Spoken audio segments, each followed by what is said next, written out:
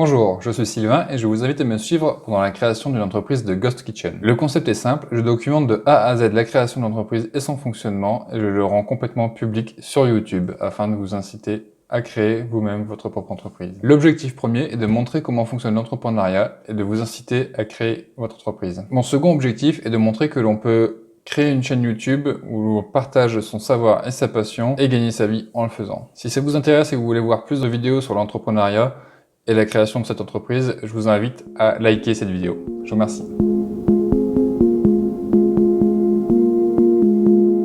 Dans cette vidéo, nous allons étudier la portée des restaurants Uber Eats. Notre objectif est de déterminer les différents rayons à partir desquels les tarifs d'Uber Eats changent.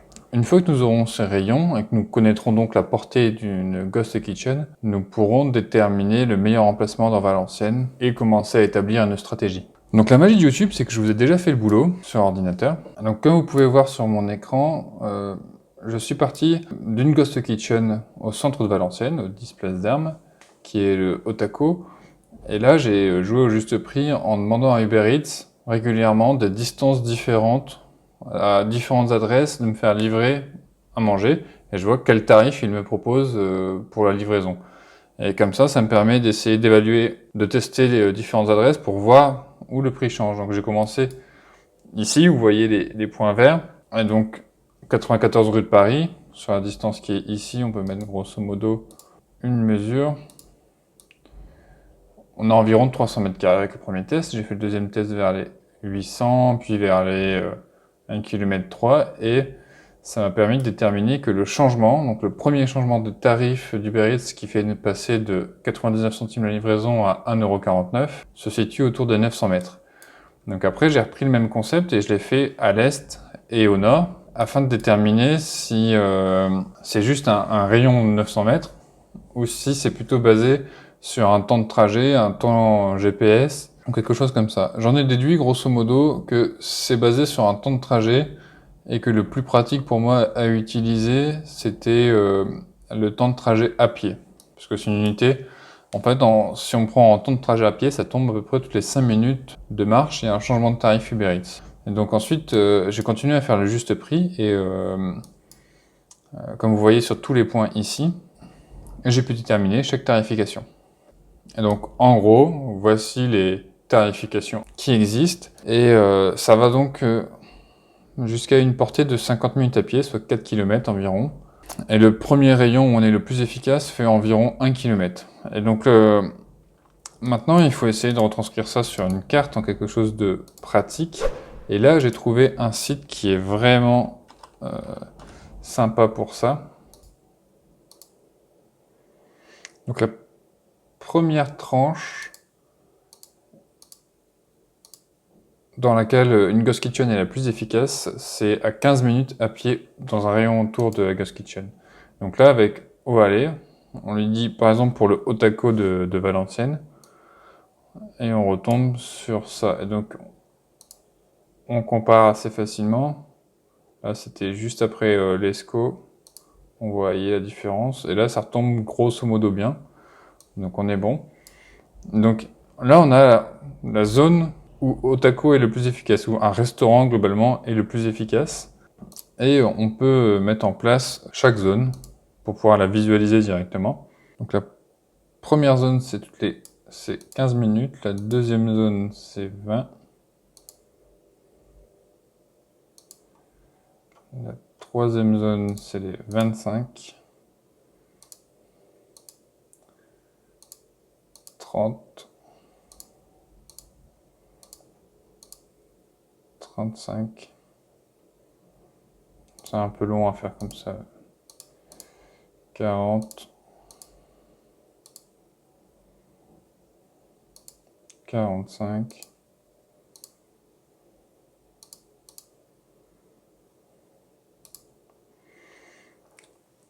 Et 50. Donc là, on obtient toutes les zones. Donc si on est au milieu, ici, on est à 99 centimes de livraison.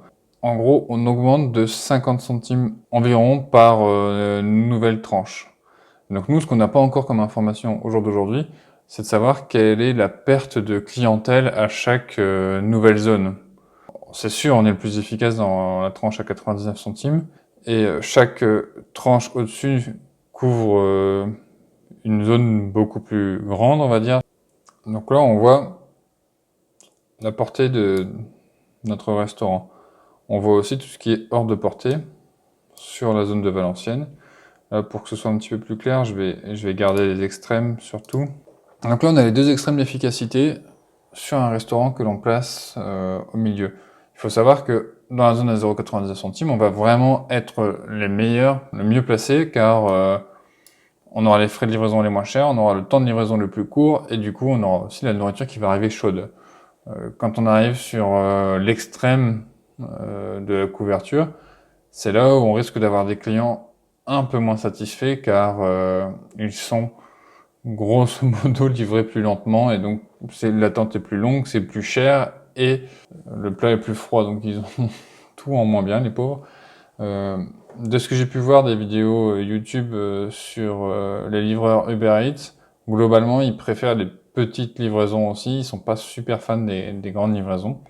Mais on a déjà une bonne idée. Maintenant, on peut, grâce à cet outil-là et grâce à notre nouvelle connaissance, déterminer, lorsqu'on va étudier les logements, quelle sera la portée de notre restaurant.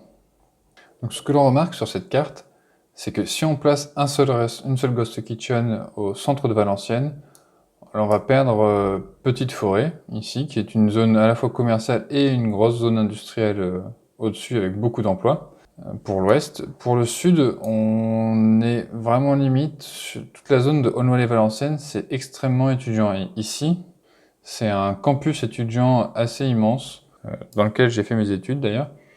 Et donc là, il y a potentiellement aussi une énorme clientèle sur le sud qui sera a priori mal desservie ou pas du tout desservie. À l'est, c'est quand même quelque chose, mais c'est, je pense, un peu trop loin de toute façon pour Uber Eats. Ici, on a Onnin, et là, au niveau de Onnin, on a l'usine de Toyota avec à peu près 3000 salariés et pas grand-chose, il me semble, pour manger dans ce secteur-là. Donc, il y a aussi un gros potentiel par là, mais je pense que c'est trop loin de Uber actuellement. Et au nord, on a un énorme bassin de population, de Bruay-sur-Escaut, Beuvrages, Rheims et Anzin, où c'est de la ville assez dense, et donc il y a pas mal de monde. Donc on voit qu'une Ghost Kitchen, elle couvre pas tout super bien, et à l'intérieur de la ville, c'est pas non plus la folie. Moi j'en déduis qu'à terme, on peut imaginer avoir facilement des Ghost Kitchen un peu partout sur les extrémités. Ça dépendra de notre objectif. Si notre objectif c'est de dire que chaque citoyen doit pouvoir être livré pour seulement 99 centimes un plat bien, dans ce cas-là, on chercherait à mettre notre zone intérieure bleue partout et à répandre des Ghost Kitchen un petit peu partout. En pratique, on verra quand on commencera, peut-être qu'on sera sur plus un choix du milieu à 2,40 € qui fait une portée de 30 minutes qu'on peut rajouter ici si on le souhaite. Et là, avec une zone comme là, on a déjà besoin de moins de Ghost Kitchen. Maintenant, il y a une question qui se pose, c'est est-ce que ça a du sens d'avoir 5 Ghost Kitchen, par exemple, sur la ville de Valenciennes? Parce que clairement, au niveau livraison, le sud, avec les étudiants, l'ouest avec les industries et les commerces, et le nord avec un gros bassin de population, ça a beaucoup de sens d'avoir un service dédié et efficace. Et c'est énormément de monde. On remarquera aussi que là, à la limite, on a dans ce secteur-ci la serre numérique, que j'ai un petit peu du mal à retrouver. La serre numérique est quand même desservie, mais pas de façon très efficace, alors qu'il y a quand même beaucoup d'étudiants dessus. Donc ça, moi j'ai l'avantage, c'est que je connais un petit peu cette ville, puisque j'y ai travaillé pas mal d'années. Donc ça me permet de connaître les bassins de population un petit peu, et les zones d'activité, grosso modo. Ça veut pas dire que je connais tout, mais après on va aussi pouvoir utiliser, à mon avis à terme, le site Oale, qui est censé nous fournir plus de données sur les quartiers, les habitants, les zones où il se passe des choses. Par exemple, là sur Oale, on peut, sur la grosse zone de portée la plus grande, ils peuvent nous donner quelques informations sur les services. Donc il y aurait a priori, entre les restaurants et les fast-food, plus de 600 points de restauration sur cette zone. Et donc, si on se dit que le Ghost Kitchen, à l'avenir, ça va être quelque chose de significatif par rapport à nos habitudes, que on estime qu'on va pouvoir facilement manger une fois par semaine un plat venant d'une Ghost Kitchen, un plat étant livré par Uber Eats. Il n'est pas déconnant de se dire, quand on voit qu'il y a déjà plus de 600 restaurants pour couvrir le secteur, franchement, imaginez Quadrillé-Valenciennes avec des Ghost Kitchen pour livrer partout à 99 centimes avec un temps record et répartir la charge du coût de travail entre ces Ghost Kitchen, ça paraît vraiment pas déconnant. Alors bien sûr, on va pas faire ça tout de suite, mais on imagine à l'avenir que c'est tout à fait envisageable et donc franchement, ça paraît tout à fait possible. Donc pour aujourd'hui, je pense que nous, on va utiliser cet outil qui est Oale pour étudier les différents locaux qu'on va trouver et voir s'ils nous paraissent ou non intéressants. Et ensuite, je pense qu'on sera amené à le réutiliser pour placer nos différentes Ghost Kitchen. Mais a priori, moi je verrais bien 5 Ghost Kitchen différentes sur ce Oale. Vous voyez, par exemple, au tout début, on va se baser sur une simulation où on se met dans la moyenne de tarification, c'est-à-dire à 3 € la livraison, et on essaye d'avoir tous les points qu'on a cités et qui nous intéressent, qui soient accessibles au moins une fois dans la zone à 3 €. Donc la zone à 3 €, c'est 35 minutes. Et donc personnellement, j'en placerai un. Faudrait viser, à mon avis, faut vraiment aller chercher les quartiers étudiants ici. Et donc, en se plaçant dans ce secteur-là, je pense que ce serait top. En plus, là, on a un accès direct au-dessus de l'autoroute. Il y a énormément de quartiers des deux côtés. On a dit 35. Donc, on pourrait placer une première Ghost Kitchen ici.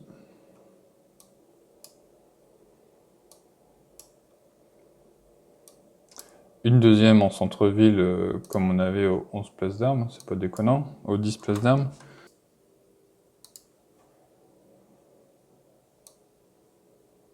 Moi, je souhaite tenter d'en placer une de chaque côté. Les zones des Ghost Kitchen peuvent se chevaucher, je pense que ça ne pose pas de problème. Ce qui serait vraiment idéal, ce serait que Uber Eats nous permette d'être visible comme un seul restaurant au milieu des zones qui se chevauchent, et que selon la charge et la portée des livreurs, ça attribue la commande à la Ghost Kitchen la mieux appropriée, on va dire. Je sais pas actuellement si c'est possible. Onin, au début j'abandonnerai, je pense pas qu'ils vont aller livrer aussi loin. Je viserai quand même au moins un bon petite forêt là avec Rem.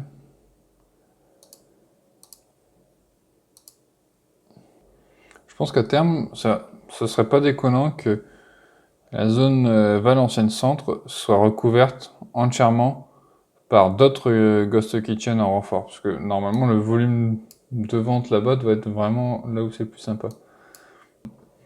Bon, ce serait étudié.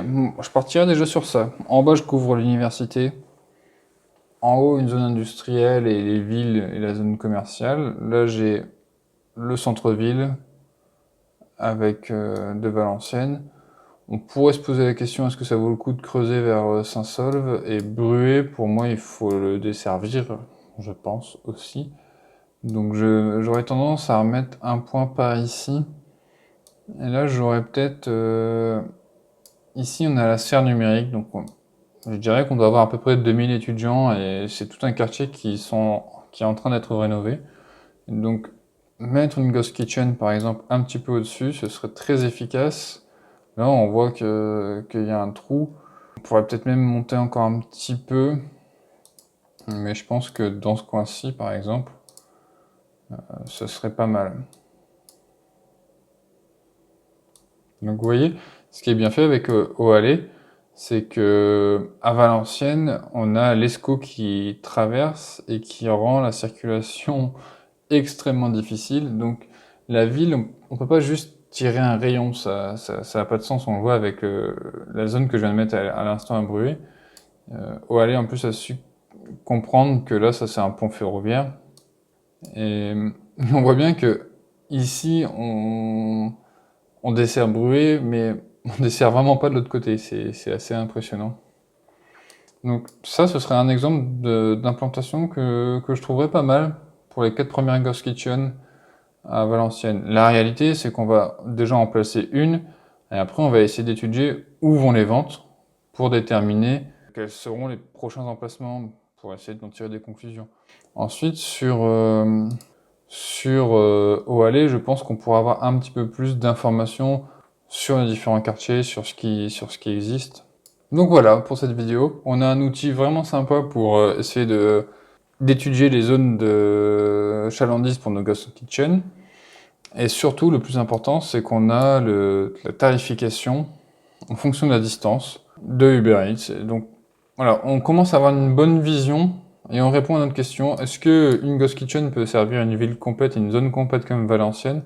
La réponse est non. Pour moi, pour faire un service correct, à terme, il en faudra au moins 5, je pense. Et à long terme, lorsque le secteur de Uber Eats va se développer, je pense qu'on aura un nombre assez important de Ghost Kitchen afin de couvrir toutes les zones qui ont du débit avec au moins la livraison à 99 centimes.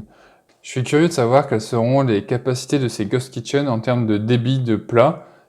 Actuellement, nous on regarde par rapport à une zone géographique combien de Ghost Kitchen il faudra, mais peut-être tout simplement qu'on aura du mal à faire tenir dans une seule organisation au même endroit le personnel est nécessaire à livrer toute la zone. Et donc peut-être qu'on en aura besoin pour une même zone d'être couvert par plusieurs Ghost Kitchen, voilà, pour pouvoir tenir la charge tout simplement. On peut rêver. J'espère que vous avez aimé cette vidéo, n'hésitez pas à mettre un like, c'est important, et un commentaire. Dans la prochaine vidéo, nous allons commencer à aller voir sur Le Bon Coin quels sont les commerces disponibles, et essayer de voir dans quelle zone ils sont, et voir s'il y a quelque chose qui pourrait nous correspondre. À bientôt!